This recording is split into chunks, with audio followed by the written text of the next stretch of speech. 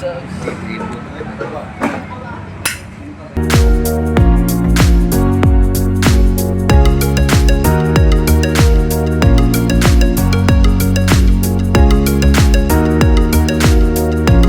yun, what's up mga boss, budget sa area ating unit mga boss, single spark plug mga boss.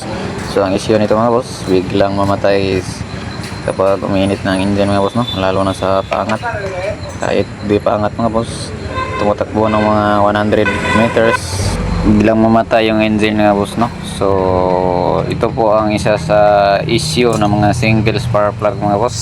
Kapag ganito mga boss ay sobrang delikado po nito, lalo na kapag nag-overtake kayo tapos biglang mamatay yung engine.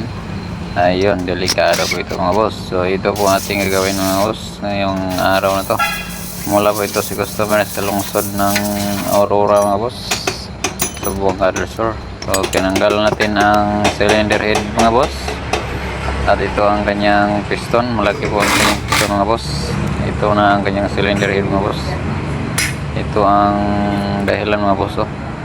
Yung isang valvula sa exhaust ng boss, stuck up po siya mga boss. Ayun, no, matigas, di katulad ng intake mga boss. Ayun, ang lambot ng intake mga boss, sobrang lambot ng intake. So ang main issue nito mga boss ay itong valvula ng exhaust mga boss, no. Ito po ang stuck up mga boss.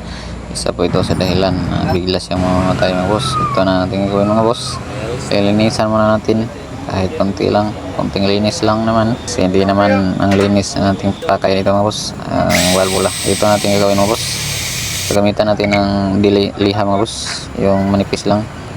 Pakinisin natin yung mismong valvula at hasain natin mga boss gamit ang grinding compound. Hasain natin siya dito mga boss para mas malambot na ito siya mga boss. Ayun na, pagkatapos nating lihain mga boss, malambot na siya, pero kailangan mo natin hasain yan. Yan po ang mga isa sa kadahilanan ng mga single spark plug mga boss. Kaya kapag single spark plug yung unit mga boss, makaranas kayo ng ganito.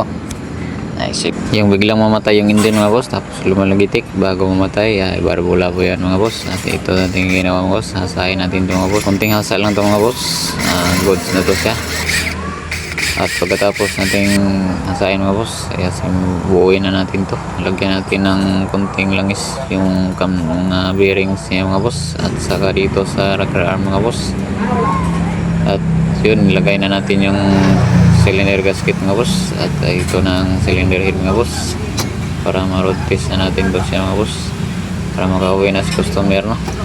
Dahil malayo pa ang narating niya mga boss, nakikita lang niya tayo sa ating video post mga boss, no. So, higpitan na natin ito mga boss, dahil para malaman na natin tong golds na ba ito mga boss. So yun, lapit na tayo matapos mga boss, no. Sana may natutunan kayo sa aking video may binahagi mga boss. Yun lang po ating mga simpleng tips mga boss. Thank you for watching mga boss.